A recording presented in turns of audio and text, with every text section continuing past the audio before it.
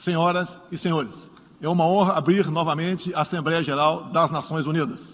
Venho aqui mostrar o Brasil diferente daquilo publicado em jornais ou visto em televisões. O Brasil mudou e muito depois que assumimos o governo em janeiro de 2019. Estamos há 2 anos e 8 meses sem qualquer caso concreto de corrupção. O Brasil tem um presidente que acredita em Deus, respeita a Constituição, valoriza a família e deve lealdade ao seu povo. Isso é muito. É uma história da base se levarmos em conta que estávamos à beira do socialismo. Nossas estatais davam prejuízos de bilhões de dólares no passado. Hoje são lucrativas. Nosso Banco de Desenvolvimento era usado para financiar obras em países comunistas, sem garantias. Quem honrava esses compromissos era o próprio povo brasileiro. Tudo isso mudou. Apresento agora um novo Brasil, com sua credibilidade já recuperada diante do mundo. O Brasil possui o maior programa de parceria de investimentos com a iniciativa privada de sua história. Programa que já é uma realidade e está em franca execução. Até aqui foram contratados 100 bilhões de dólares de novos investimentos e arrecadados 23 bilhões de dólares em outorgas. Na área de infraestrutura, leiloamos para a iniciativa privada 34 aeroportos e 29 terminais portuários.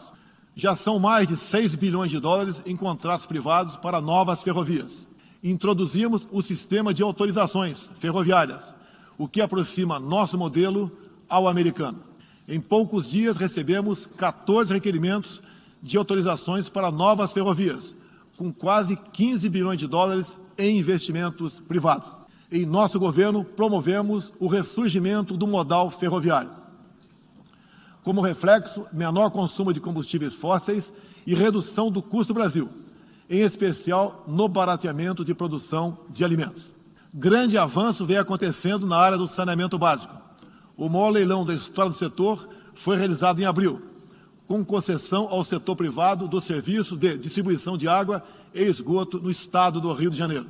Temos tudo o que o investidor procura: um grande mercado consumidor, excelentes serviços, tradição de respeito a contratos e confiança no nosso governo.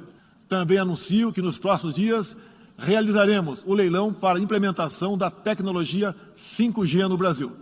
Nossa moderna e sustentável agricultura de baixo carbono alimenta mais de 1 bilhão de pessoas no mundo e utiliza apenas 8% do território nacional. Nenhum país do mundo possui uma legislação ambiental tão completa quanto a nossa.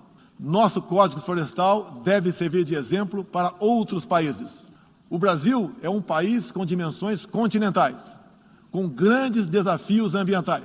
São 8,5 milhões de quilômetros quadrados, dos quais 66%, 2/3, são vegetação nativa, a mesma desde o seu descobrimento em 1500.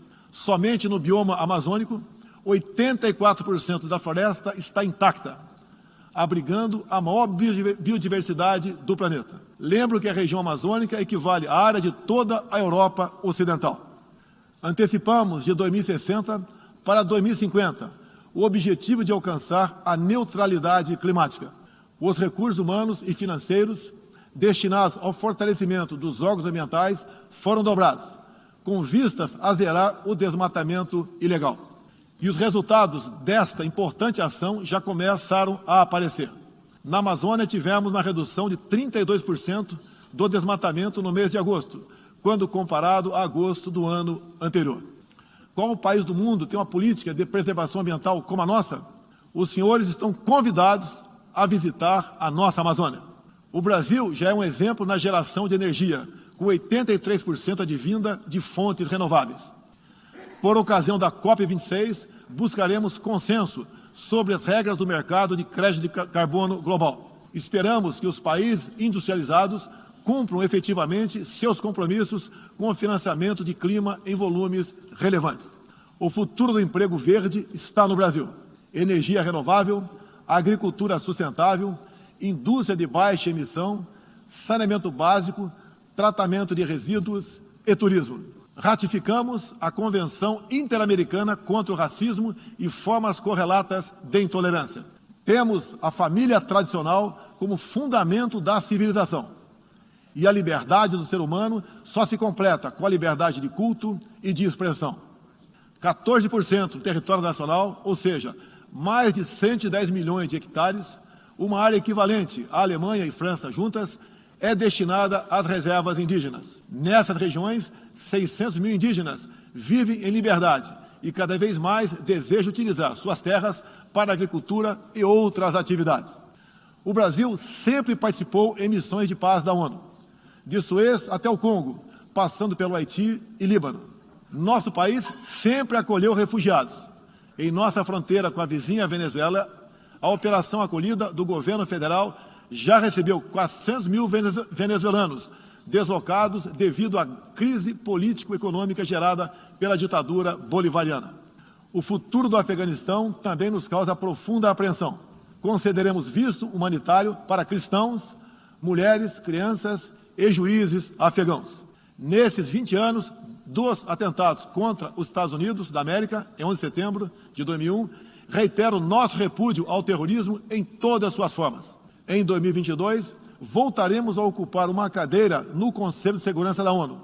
Agradeço aos 181 países e um universo de 190 que confiaram no Brasil. Reflexo de uma política externa séria e responsável, promovida pelo nosso Ministério das Relações Exteriores. Apoiamos uma reforma do Conselho de Segurança da ONU, onde buscamos um assento permanente. A pandemia pegou a todos de surpresa em 2020. Lamentamos todas as mortes ocorridas no Brasil e no mundo.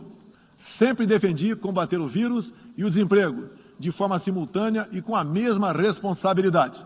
As medidas de isolamento e lockdown deixaram um legado de inflação, em especial nos gêneros alimentícios no mundo todo. No Brasil, para atender aqueles mais humildes, obrigados a ficar em casa por decisão de governadores e prefeitos e que perderam sua renda, concedemos um auxílio emergencial de $800 para 68 milhões de pessoas em 2020. Lembro que terminamos 2020, ano da pandemia, com mais empregos formais do que em dezembro de 2019, graças às ações do nosso governo com programas de manutenção de emprego e renda que nos custaram cerca de 40 bilhões de dólares. Somente nos primeiros 7 meses deste ano, criamos aproximadamente 1.800.000 novos empregos. Lembro ainda que o crescimento para 2021 está estimado em 5%. Até o momento, o governo federal distribuiu mais de 260 milhões de doses de vacinas e mais de 140 milhões de brasileiros já receberam, pelo menos, a primeira dose, o que representa quase 90% adulta. 80% da população indígena também já foi totalmente vacinada. Até novembro, todos que escolheram ser vacinados no Brasil serão atendidos. Apoiamos a vacinação. Contudo, o nosso governo tem se posicionado contrário ao passaporte sanitário ou a qualquer obrigação relacionada à vacina. Desde o início da pandemia, apoiamos a autonomia do médico na busca do tratamento precoce, seguindo recomendação do nosso Conselho Federal de Medicina. Eu mesmo fui um desses que fez tratamento inicial. Respeitamos a relação médico-paciente na decisão da medicação a ser utilizada e no seu uso off-label. Não entendemos porque muitos países, juntamente com grande parte da mídia, se colocaram contra o tratamento inicial. A história e a ciência saberão responsabilizar a todos. No último 7 de setembro, data da nossa independência, milhões de brasileiros, de forma pacífica e patriótica, foram às ruas, na maior manifestação de nossa história. Mostrar que não abre mão da democracia, das liberdades individuais e de apoio ao nosso governo. Como demonstrado, o Brasil vive novos tempos. Na economia, temos um dos melhores desempenhos entre os emergentes. Meu governo recuperou a credibilidade externa e hoje se apresenta como um dos melhores destinos para investimentos. É aqui, nesta Assembleia Geral, que vislumbramos um mundo de mais liberdade, democracia, prosperidade e paz. Que Deus abençoe a todos.